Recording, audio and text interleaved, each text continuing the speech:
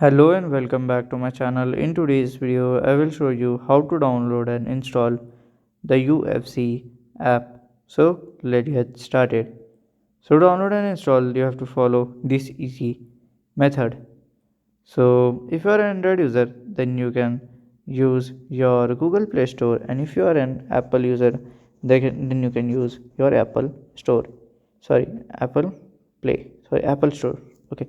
So here we can search in a Google search bar, and it will redirect you to the Google Play. I will directly search for the app. Okay.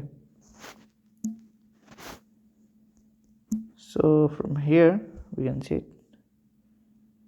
UFC Mobile. Sorry, I'm on the UFC Mobile.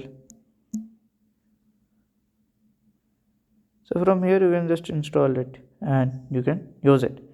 So if you have any question, you can let me know in the comment section, and if you find this video helpful, make sure you like, subscribe and share the video. Thank you for watching.